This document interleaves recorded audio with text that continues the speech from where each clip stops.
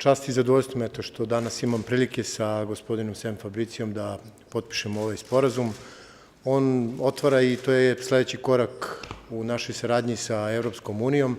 Ministarstvo za rad, zapošljavanje, boračka i socijalna pitanja svakako želi da bude odgovorno ministarstvo i da u svim svojim segmentima, a u našoj nadležnosti je poglavlje 2 i 19, svakako uradi sve što može, da bude možda ispred svih i primer drugima kako i na koji način treba da pristupa i da bude odgovorno ministarstvo. Ovaj program podrazumeva da 439 miliona, koliko iznosi fond Evropske unije, kad je u pitanju projekti iz ove oblasti, Srbija može da aplicira.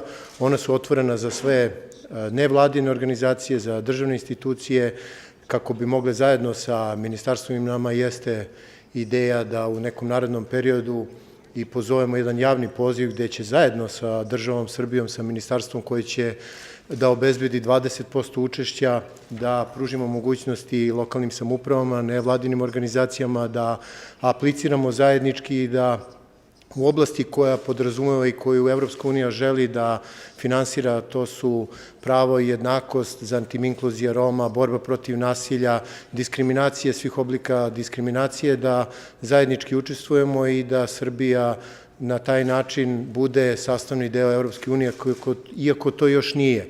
Svakako naš primer onoga što radimo sa Evropskom unijom i konkretno sa gospodinom Fabricijama, to je i ono što nas je zadesilo, to je migrantska kriza.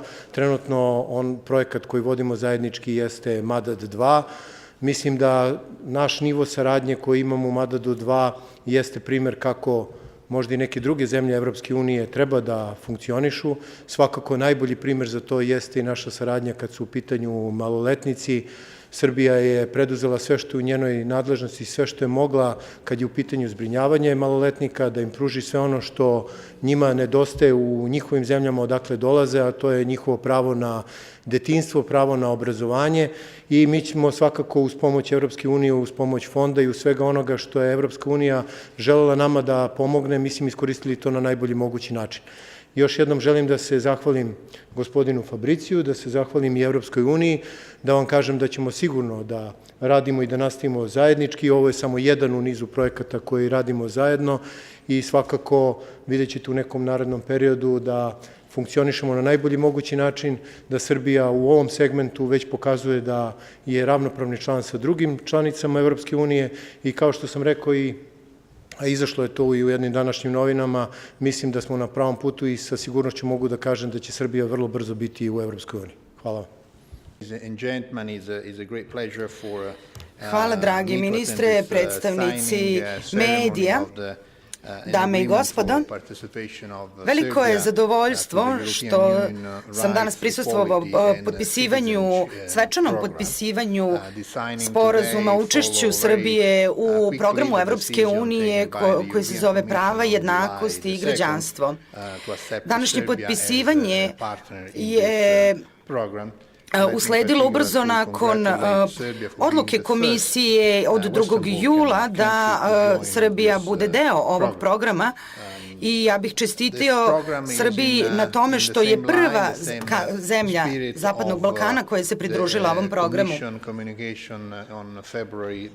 Program je u istom duhu sa strategijom o Zapadnom Balkanu Evropske komisije od 6. februara i samo naznačava poruku o važnosti vladavine prava i osnovnih prava koji su važni na procesu pristupanja za sve zemlje na putu ka njihovom članstvu ka EU. Ovaj program će svakako omogućiti Srbiji da dodatno razvije oblast koja se tiče jednakosti i prava lice, sve ono što je ugrađeno u ugovoru o Evropskoj uniji, o povelji i međunarodnim konvencijama.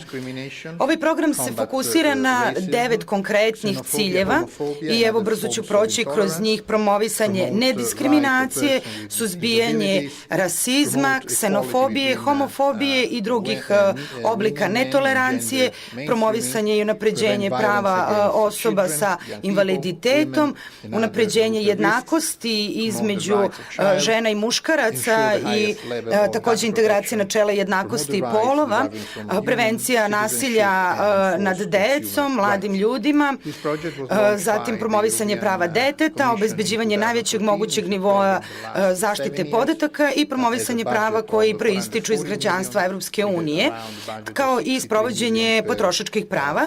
Dakle, ovo je program koji traje 7 godina sa budžetom od 440 miliona evra, što je izađe nekih 63 miliona evra godišnje.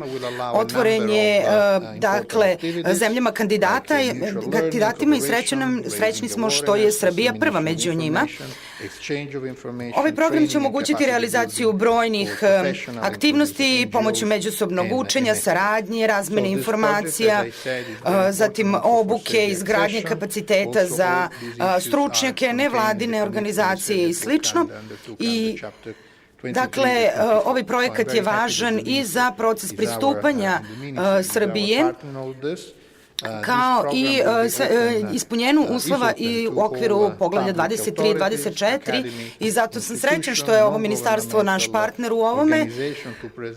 Ovaj program otvoren je za sve državne institucije, akademske institucije, nevladine organizacije, kako bi mogli da se prijave sa projektima u ovoj oblasti. Neki pozivi su već otvoreni, ali već od danas, nakon potpisivanja, Srbija formalno ima pravo da podnese svoje predloge projekta i ja sam siguran da će ministar i njegov tim promovisati ovaj projekat u različitim zajednicama, institucijama i drugim organizacijama. A mi ćemo u septembru svakako organizovati taj program kako bismo dodatno objasnili različitim akterima detalje ovog programa. Još jednom hvala, želim vam veliki uspeh i čestitam što je Srbija naš partner.